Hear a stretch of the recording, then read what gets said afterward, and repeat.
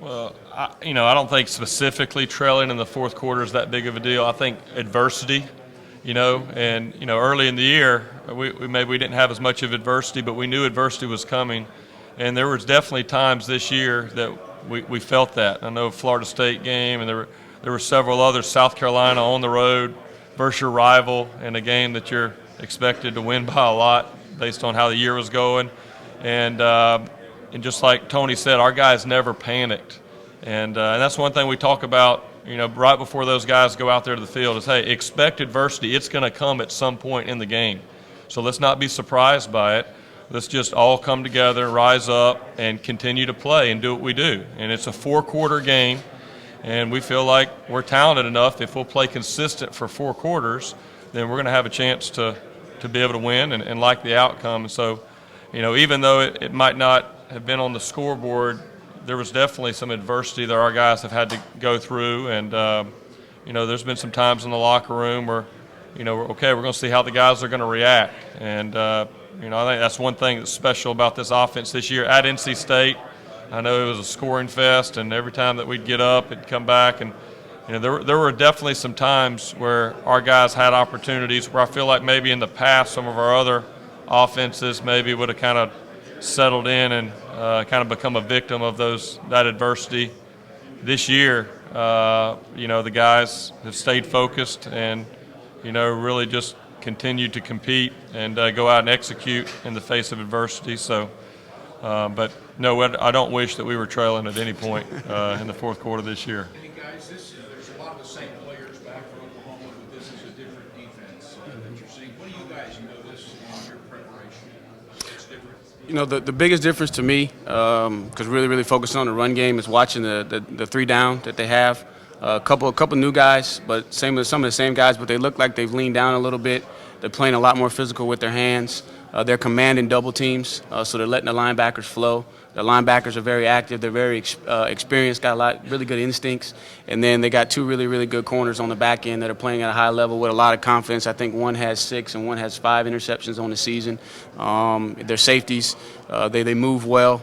They fit the run well. They cover more ground in the passing game than you would think until you really start to study the tape. So they're playing as a unit. They're communicating well. They're not letting you run the football. They're forcing you to throw it, and when you throw it, then they're putting themselves in position to make plays with the corners that they have on the back end.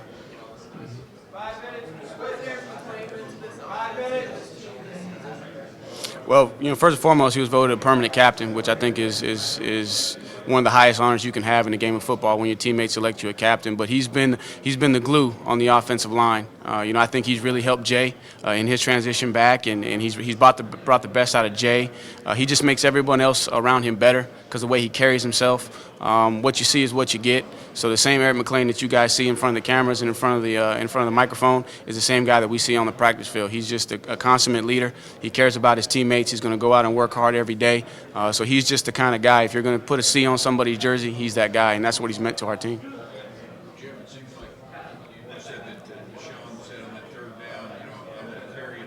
It seems like you guys have taken that to heart. I mean, he does make decisions and is the guy you rely on a lot on 3rd down, is he not? Yeah, he is, and I think just what offenses are doing, these days is a lot of run-pass combo plays where, there's a lot of times that he gets up there, he has, he can throw it here in the boundary, he can throw it to the field, or he can keep it and run it up the middle. And Deshaun is a great decision maker. I think I think that's one thing that is undervalued from a quarterback is not just making good decisions, but making them very quickly. And I think, he sees things right before they happen, before the play, and then when the ball's snapped, he just has kind of that 6th sense out there.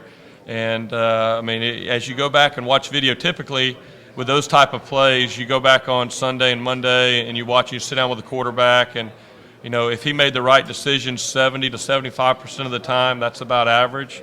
And Deshaun's in the 98th percentile of making those decisions. And I just think that speaks to his preparation.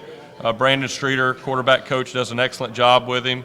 But a lot of it, I really think, is just kind of a 6th sense. It's just an ability he has when things change, it's just a safety taking one step to the left. He knows exactly where he's going with that ball.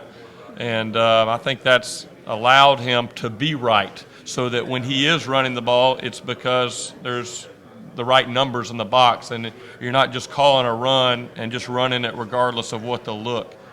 He knows where to get the ball and get you in and out of good and bad situations. Now, here's an offensive coordinator question. I'm sure you guys can share this. The mentality of your offense. We have some offensive coordinators say we're really going to break down the defense and go create a strategy to attack them. Or are you guys the offensive coordinators that says, listen, this is what we do good. We're going to stick with it, and we just dare somebody to stop it? I'll start with it. I think it's a combination. We go into every plan with the plan to run the football based off of what we broke down off the defensive structure, a plan to throw the football as well. But then also, not being bullheaded and saying that we're going to force an issue if it's not there. Being able to make the adjustments and see it. So if you're going to be geared up to stop the run, then we're going to have to throw the ball, and we're not afraid to do it because we have the skill guys and we practice and our guys believe in it. So I think the plan comes together. Jeff does a great job in the passing game and putting together a sound passing plan. Myself, I spend more of the time on the run game. We collectively put the thoughts together, generate our call sheet, and really the flow of the game kind of dictates our style of play. Now we make sure that we do a good job throughout the course of the week of knowing what our guys can handle, that we don't put in too much, that we don't overdo it. We try to disguise some things, but at the same, we got our base offense, and then as the defense unfolds their hand, then we're going to try and counter with what we have in the plan. And I think the biggest thing too with Tony and myself and a few of the other coaches in that room is this is our 5th year in this offense, and our coaches and players know the answers. And so if they're going to take something away, just immediately everybody knows what we're going to go to. So even though we want to look complicated and have multiple sets and motions, we're really very simple in what we're doing. And the offense is built off of having answers to dictate, basically whatever the defense is trying to take away. Our guys, you come over the sideline, and before you're saying it, Deshaun knows exactly what we're going to go to. So it's really having that package together where everybody's on the same page and you have answers. And I think that's probably one of the best things about this offense, the way it's set up, is you have answers. And then when you have a quarterback that can make great decisions, he can get you to those answers at the right time.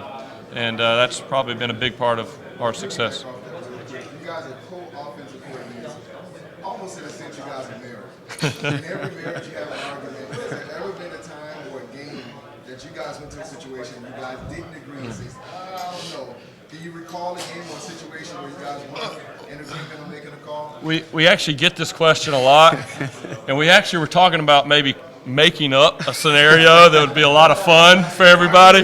That's exactly right. But truthfully, we have not. And I don't know if that's because we're 13-0, but even being 13-0, things have not gone well every series of every game. Mm-hmm. But I think ultimately what it comes down to is our relationship goes back a long ways when we both played at Clemson, and then our trust and respect for each other, and then also the fact because we've worked together now for 5 years, it's almost like I know what he's thinking, he knows what I'm thinking, so we don't even have to really get to that part. And our part too, being coordinators and being leaders, is we're an example to our offense. Mm-hmm. And so if our guys see us arguing and fighting and going at each other, then that's not the example that we want to set for our guys. And so I really think that the relationship that Tony and I have had, being the offensive coordinators, has really kind of gone down to our offense, and it's kind of helped the culture that we have in that room.